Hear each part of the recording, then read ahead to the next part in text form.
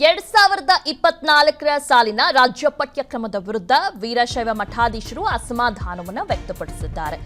ಸರ್ಕಾರದ ವಿರುದ್ಧ ವೀರಶೈವ ಮಠಾಧೀಶರು ಅಸಮಾಧಾನವನ್ನು ವ್ಯಕ್ತಪಡಿಸಿದ್ದಾರೆ. ಬಸವಣ್ಣನವರ ಕುರಿತು ತಪ್ಪು ಮಾಹಿತಿಯನ್ನ ನೀಡಿದ್ದಾರೆ ಅನ್ನೋ ಒಂದು ಆರೋಪವನ್ನ ವೀರಶೈವ ಮಠಾಧೀಶರು ಇಲ್ಲಿ ಮಾಡ್ತಿದ್ದಾರೆ. 9ನೇ ತರಗತಿ ಸಮಾಜ ವಿಜ್ಞಾನ ಪಠ್ಯಪುಸ್ತಕದಲ್ಲಿ ತಪ್ಪು ಮಾಹಿತಿಯನ್ನ ನೀಡಿದ್ದಾರೆ.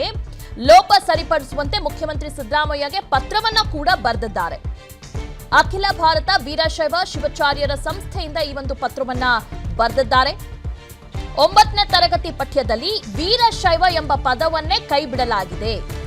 ಇದು ವೀರಶೈವ ಸಮುದಾಯಕ್ಕೆ ಮಾಡಿದ ಅನ್ಯಾಯ ಅಂತ ಕಿಡಿಕಾರಿ ಪತ್ರವನ್ನ ಬರೆದಿದ್ದಾರೆ. ವಚನಗಳನ್ನ ಉಲ್ಲೇಖಿಸಿ ವೀರಶೈವ ಮಠಾಧೀಶರಿಂದ ಪತ್ರವನ್ನ ಬರೆದಿದ್ದಾರೆ. ಲೋಪ ಸರಿಪಡಿಸುವಂತೆ ಮುಖ್ಯಮಂತ್ರಿ ಸಿದ್ದರಾಮಯ್ಯಗೆ ಪತ್ರವನ್ನ ಬರೆದಿದ್ದಾರೆ. ನೋಡ್ತಾ ಇದ್ದೀರಾ ಆ ಪತ್ರವನ್ನ.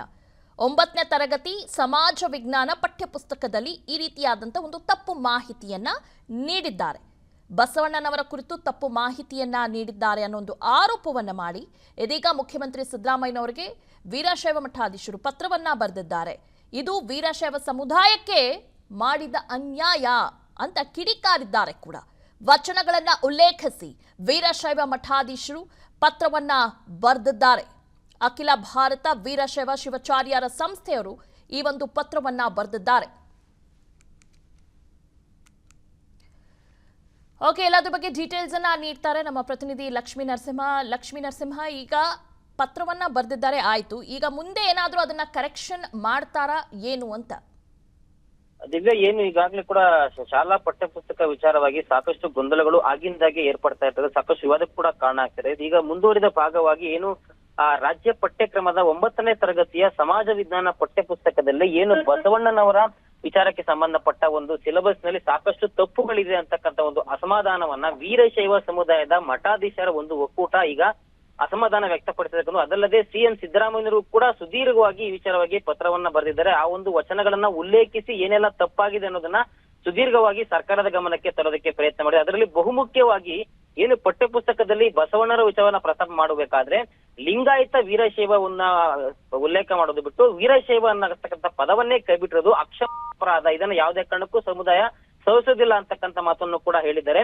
ಅದಲ್ಲದೆ ಏನು ಈ ಒಂದು ಇದರಲ್ಲಿ ಬಸವಣ್ಣವರ ಪ್ರಮುಖ ಒಂದು ವಚನವಾದಂತ ಅರಿವನ್ನೇ ಗುರುವಾಗಿಸಿಕೊಂಡವರು ಬಸವಣ್ಣ ಅಂತಕ್ಕಂಥ ಒಂದು ವಾಕ್ಯವನ್ನ ಪಠ್ಯಕ್ರಮದಲ್ಲಿ ಅವರು ಅಳವಡಿಕೆ ಮಾಡಿದ್ದಾರೆ. ಆದ್ರೆ ಇದು ತಪ್ಪು. ಇದು ಯಾಕೆ ತಪ್ಪು ಅನ್ನೋದನ್ನು ಕೂಡ ಅವರು ವಚನಗಳ ಮೂಲಕ ವಚನವನ್ನ ಪ್ರಸ್ತುತಪಡಿಸುವ ಮೂಲಕ ಸಿಎಂ ಸಿದ್ದರಾಮಯ್ಯ ಅವರ ಗಮನಕ್ಕೆ ತಂದಿದ್ದಾರೆ. ಹೀಗಾಗಿ ಈ ರೀತಿಯ ಒಂದು ತಪ್ಪುಗಳನ್ನ ಇನ್ನು ಮುಂದಕ್ಕಾದ್ರೂ ಸರಿ ಮಾಡಬೇಕು. ಯಾಕಂದ್ರೆ 2024ರ ಸಾಲಿನ ಶೈಕ್ಷಣಿಕ ಚಟುವಟಿಕೆಗಳು ಶುರುವಾಗಿ 1-2 ತಿಂಗಳು ಅಷ್ಟೇ ಆಗಿದೆ.